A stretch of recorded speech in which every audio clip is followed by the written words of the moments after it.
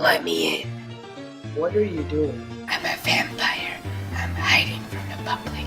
So please, let me hide in your house. Nice costume. I mean, it's a bit too early. It's not even Halloween yet. Let me in. I promise I won't suck your blood. No? Let me in. No. Let me in. I will rip your soul in half. Do it. I shall use my powers to torment you. I shall summon my spirits to haunt you. Every day you shall feel for what you did. Spirits, artist soul, That was lame. You know what? Go away. Wait. Go away. Let me go see what he's up to.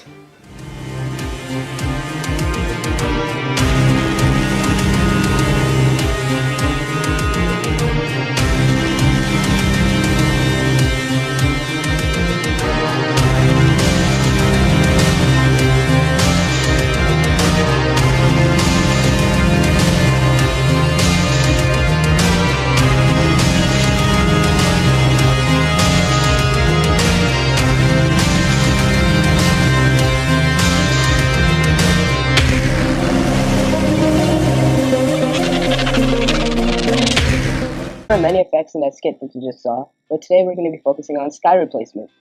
So what is sky replacement? Sky replacement is basically what it sounds like, where you're replacing the sky. Why you might want to do this? Maybe you want something subtle where you want to add clouds into the sky.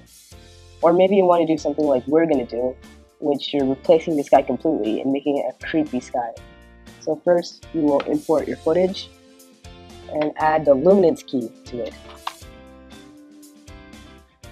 So we will go over to controls, under effects, change it to key out brighter. So we will adjust the threshold and tolerance. So if you click view matte, the black is what's being keyed out. The white is what's going to be solid. The gray is what's going to be semi-transparent, and we don't want that. Go into new layer and create a plane and rename it to mask. Now we will mask around the shot.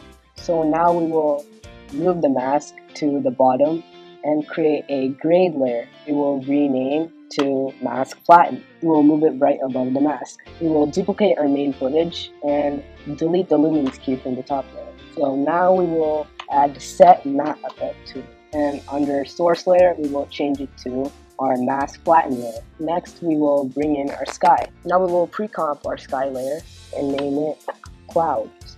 We will also bring in another sky and rename it to sky.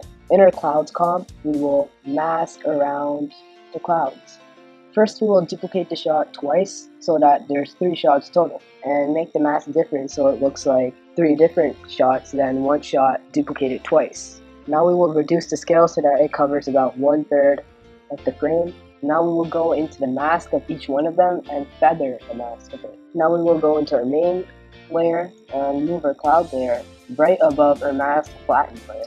We will make it a bit larger, and now we will keyframe it to move.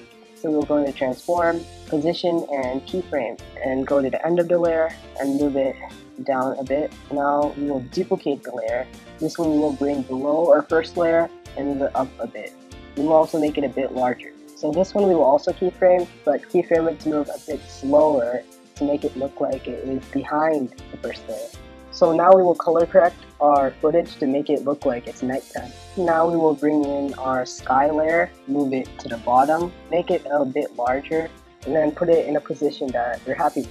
So next we will add a slight blur to our layer. So now we see that there's some areas in the shot there that are a bit problematic. Like this car, for instance. It would be really reflective and totally breaks the illusion that it's nighttime.